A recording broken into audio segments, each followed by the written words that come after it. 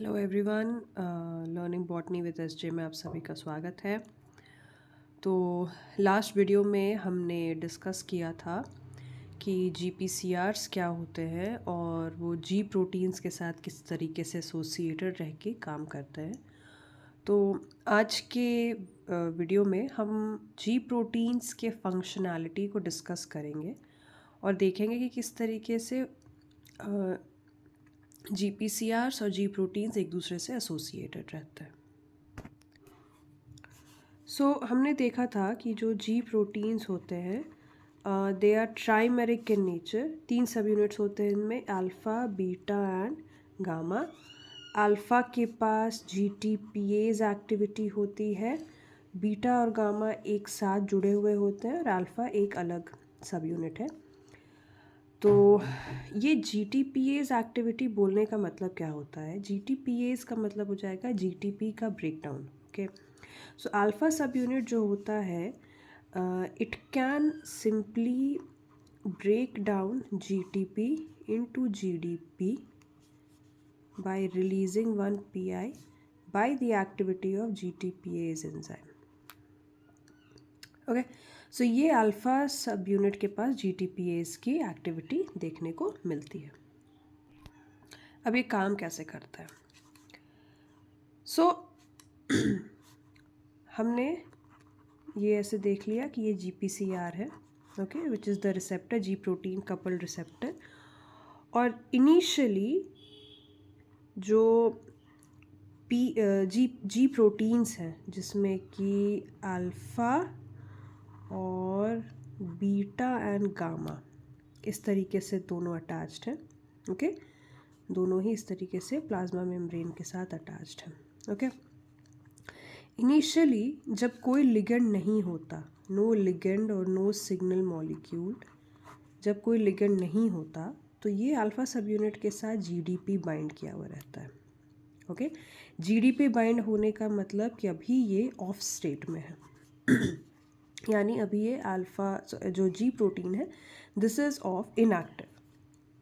जब भी जीपीसीआर के साथ कोई सपोज लिगेंड आके बाइंड कर रहा है, सो दिस इज़ जीपीसीआर, ये रिसेप्टर है, ओके, और इसके साथ एक लिगेंड आके बाइंड कर गया, फाइन। जब ये लिगेंड आके बाइंड इससे कर जाता है तो ये जीपीसीआर बिकम्स एक्टिव, ये एक्टिव हो गया, ओके। अब ये क्या करेगा? अब ये जीईएफ एक्टिविटी शो करने लगेगा। GEF stands for guanine nucleotide exchange factor, guanine nucleotide exchange factor. So as the name suggests, ये ग्वानिन न्यूक्लियोटाइड को एक्सचेंज करने में हेल्प करता है। अब ग्वानिन न्यूक्लियोटाइड प्रेजेंट कहाँ है? यहाँ, जहाँ जीडीपी प्रेजेंट है, ओके। सो नाउ जीपीसीआर की मदद से ये जो जीडीपी है इसके जगह पे जीटीपी बाइंड कर जाएगा, ओके। जीडीपी रिलीज हो गया एंड जीटीपी बाइंड कर गया and this becomes another, alright. So जब ये जीटीपी इसके साथ बाइंड कर जाता है तो ये तीनों सब यूनिट्स जो इनिशियली एक दूसरे के साथ ही एसोसिएटेड थे ये अब एक दूसरे से अलग भी हो गए, ओके, एंड अब ये ऑन स्टेट में आ गया। सो इनिशियली जो ये हेट्रोट्राइमेरिक स्टेट में था ये एक मोनोमर बन गया और ये जो है ये एक डाइमर बन गया।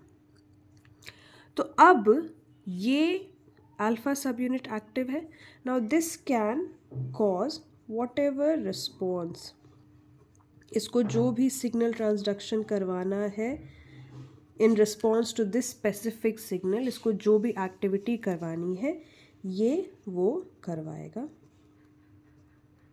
ओके, ठीक है। अब जब ये काम हो गया, जब ये सिग्नल ट्रांसडक्शन हो गया तो अब वापस से इस प्रोटीन को ऑन से ऑफ स्टेट में जाना है, उसको इनएक्टिव होना है।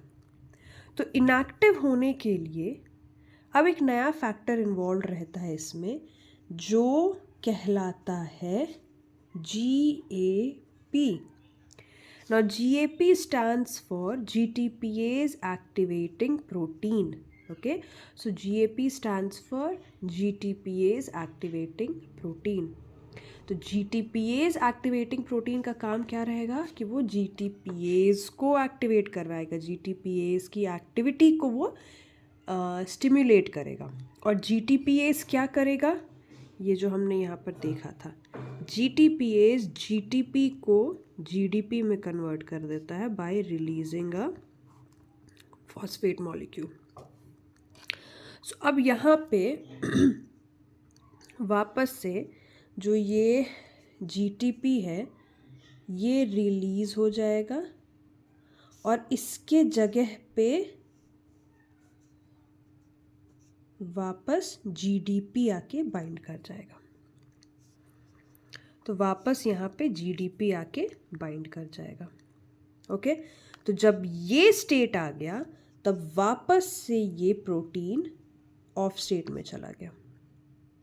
और जब ये ऑफ स्टेट में चला गया तो ये वापस अब एक नए रिएक्शन या एक नए सिग्नल ट्रांसडक्शन प्रोसेस में इन्वॉल्व होने के लिए रेडी है.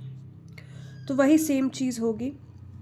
नेक्स्ट साइकिल जब भी आएगा तो फिर से GPCR will become activated by the attachment of a particular signal molecule. वो फिर से GEF एक्टिविटी शो करेगा एंड उससे फिर से GDP will get converted to GTP.